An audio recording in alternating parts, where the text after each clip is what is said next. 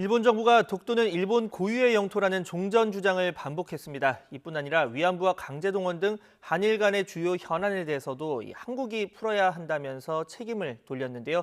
올해 일본 정부가 내놓은 외교청서 내용, 일본 연결해서 자세하게 알아보겠습니다. 이경화 특파원. 네, 도쿄입니다. 네, 한일 관계에 대한 일본 정부의 입장, 작년과 크게 변한 건 없어 보이는데 어떤 내용들이 실렸습니까? 네, 일본 정부가 매년 발간하는 외교청서는 한 해의 외교 성과와 국제정세 분석 등을 담은 일종의 백서입니다. 모태기 일본 외무성 장관은 오늘 오전 스가 총리 주재로 열린 가기에서 올해의 외교청서 내용을 보고했는데요. 주요 내용을 살펴보면 독도와 위안부, 강제동원 등 한일 현안에 대해서 일본 정부는 지난해와 거의 같은 주장을 반복하고 있습니다. 독도는 역사적으로나 국제법상으로도 일본 고유의 영토라는 주장과 함께 한국이 국제법상 근거 없이 불법 점거를 계속하고 있다는 내용이 그대로 실렸습니다.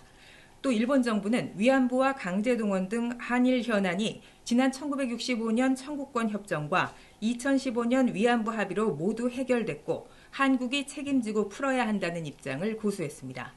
특히 위안부 문제에 대해서는 지난 1월 일본 정부의 배상 책임을 인정한 한국 법원 판결 내용이 처음 등장했습니다.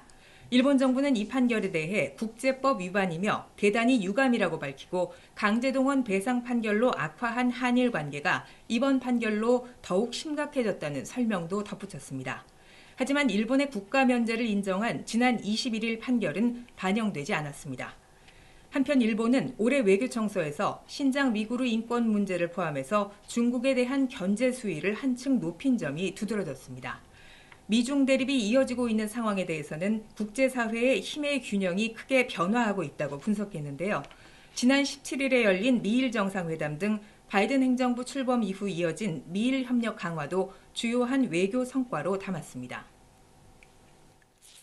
네, 매년 억지 주장이 반복된다는 비판도 나오고 있는데요. 한일 관계 악재도 이어지면서 당분간은 대화도 쉽지 않은 상황이죠. 네, 그렇습니다. 우리 정부는 이번 외교청서 내용에 대해서 주한 일본 대사관 소마 총괄영사를 초치해 항의했습니다. 일본 정부는 한국을 지난해에 이어 중요한 이웃나라라고 기술했지만 주요 현안에 대해서는 한국과 평행선을 달렸는데요. 이런 내용은 어느 정도 예견된 것입니다. 지난해 9월 출범한 스가 내각은 아베 내각의 외교 노선을 계승한다고 공언해 왔기 때문입니다.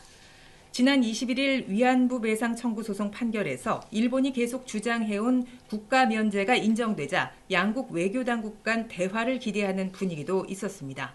하지만 역사 문제뿐 아니라 후쿠시마 오염수 해양 방류 결정 등 양국 간의 악재가 쌓일 대로 쌓여 있기 때문에 어려운 상황은 풀릴 기미를 보이지 않고 있습니다. 지난 1일 한일 외교국장 협의가 도쿄에서 열렸습니다만 4시간 넘는 대화에서 서로 입장 차이만 확인한 채 끝났습니다.